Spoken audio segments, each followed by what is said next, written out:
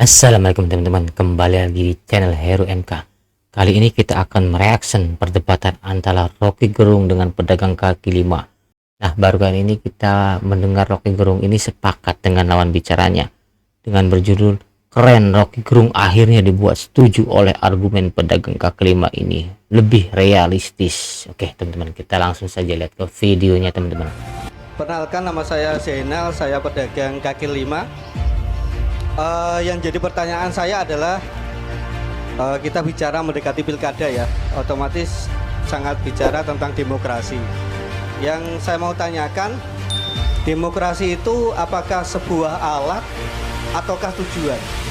Artinya begini, kalau memang demokrasi itu adalah sebuah alat untuk mencapai tujuan kita bernegara dan berbangsa, apakah ada alat lain yang lebih baik daripada demokrasi?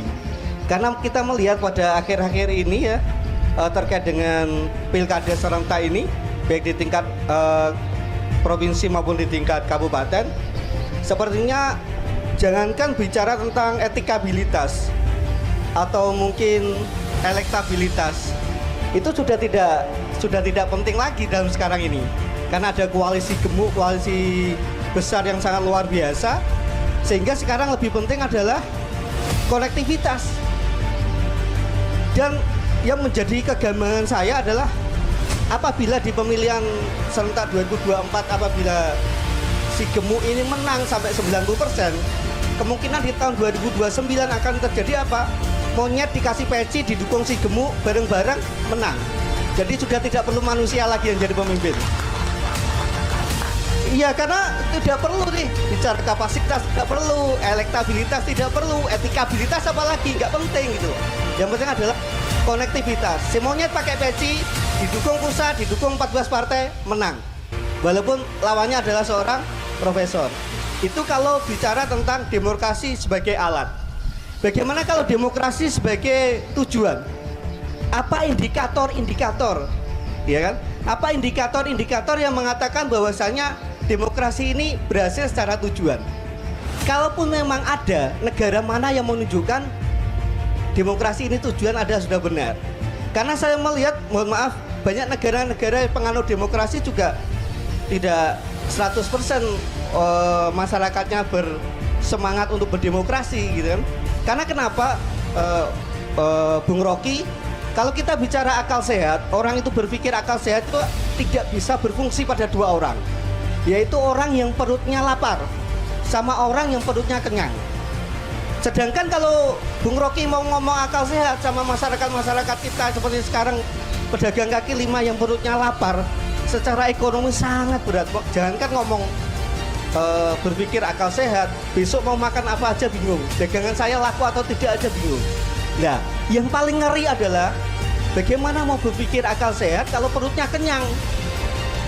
Orang-orang yang di sana, yang di pusat di atas, perutnya kenyang-kenyang nih, sama-sama kayak saya nih, perutnya gendut-gendut nih.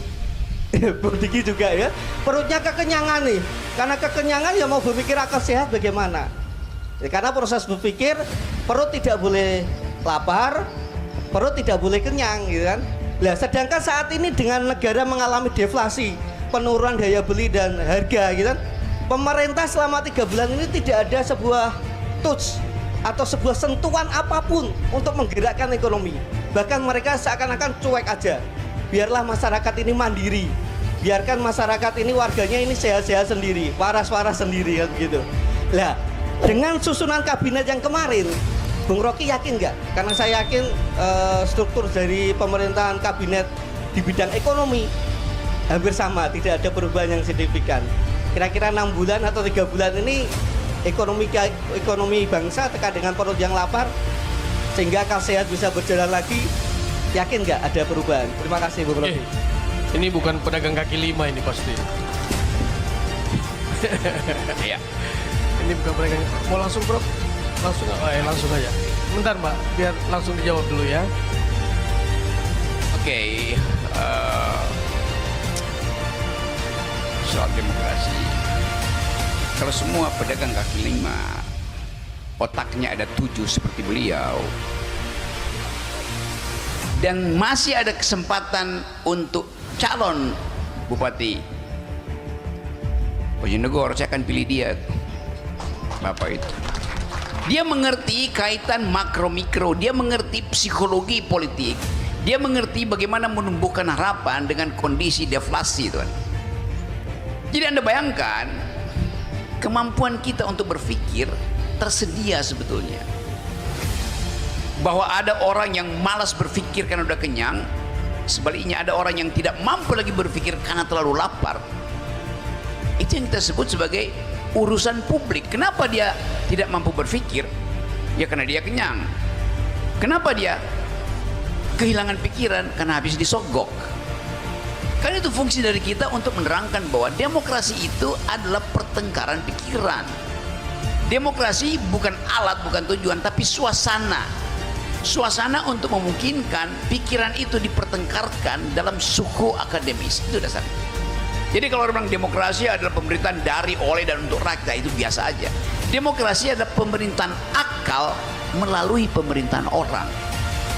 Itu demokrasi itu.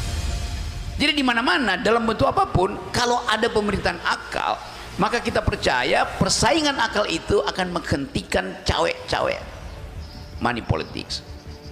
Itu yang kita sebut sebagai idealnya. Saya mau capai ideal itu dan percaya bahwa kemampuan kita untuk memakai akal dasarnya dari awal kemerdekaan kita. Semua pemimpin awal kita itu pakai akal, nggak pakai amplop. Jadi kenapa kita pesimis bahwa akal nggak bisa dihidupkan lagi? Regain our past, protect our future dengan cara berpikir itu. Jadi Bapak tadi pedagang kaki lima membatalkan sendiri pesimisme dia tuh. Karena tadinya kita pesimis, tapi ya uraian Bapak sendiri membuktikan bahwa sebagai pedagang kaki lima, kakinya cuma 5 tapi otaknya 7 itu. Jadi otak akan mendahului kaki itu. Itu yang memungkinkan saya bisa percaya dengan Bapak itu. Bagaimana kita percaya bahwa narasi seorang pedagang kaki lima jauh melampaui narasi seorang wakil presiden hari ini. Poin itu yang mesti kita ingat. Jadi tidak perlu peduli dengan kabinet, pakai prinsip bahwa saya mandiri dalam berpikir. Dalam profesi apapun, kemampuan berpikir itu yang akan kita pertanggungjawabkan di akhirat nanti. Tuhan memberi kita otak 100%, tapi statistik mengatakan seluruh dunia yang kita pakai cuma 14%. Nah, kita nggak tahu di negeri ini para petinggi politik makainya berapa persen. Jadi bisa saya pastikan bahwa mereka nggak pakai otak pasti masuk neraka. Ya karena dikasih 100% cuma pakai 14%, malaikat akan tanya, kalau begitu 76% dipakai buat apa? Ya dipakai buat korupsi. Ya pasti masuk neraka. Kan gampang melihat itu. Tapi sekali lagi saya ingin bersahabat dengan Bapak Menteri kelima karena dia memperlihatkan bahwa akal akan ketemu akal di dalam diskusi hari ini. Dengkul akan ketemu dengkul kalau kita tidak mulai mengedarkan akal sehat. Jadi halangi dengkul ketemu dengkul, pastikan akal ketemu akal. Itu contoh yang bagus dan saya pujikan bahwa ada pikiran berakal dari pojok kecil di pinggir sawah yang penuh dengan kodok. Bayangkan misalnya di belakang kita ada kodok, cebong, tapi pikiran kita tidak jadi cebong. Sementara di istana guru besar, profesor, doktor, tapi cara berpikirnya lebih lemah dari cebong.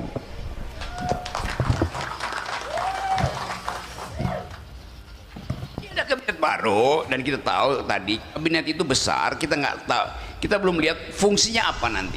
Problem kita di Indonesia cuma 3. Satu adalah soal ketersediaan energi, 2 adalah daya dukung pangan kita, 3 adalah soal pertahanan. 3 ini kita lihat kapasitas di dalam kabinet itu siapa aja tuh. Kan semuanya fokus pada 3 ini aja kan. Kan mestinya kalau Pak Prabowo tanya teman-teman di Bojonegoro misalnya, kabinetnya bentuknya apa ya? 3 menteri aja. 1 menteri pangan, 1 menteri pertahanan, 1 menteri energi. Selesai. Cukup 3. Amerika menterinya cuma 14. Efisien itu. Tetapi tadi karena tukar tambah politik dibikin lebar panjang gitu. Yang lain nggak diperlukan sebetulnya. Ada apa? Kementerian Informasi itu. Apa pentingnya ada Kementerian Informasi? Bukankah informasi itu hak rakyat? untuk mengucapkan pikiran. Ngapain dibirokrasikan hak rakyat itu? Tapi udahlah, itu kita tahu bahwa Pak Prabowo pasti ada dalam tekanan politik, sehingga dia bahkan mesti ambil bagian utama dari kabinet Pak Jokowi untuk dijadikan kabinet dia tuh.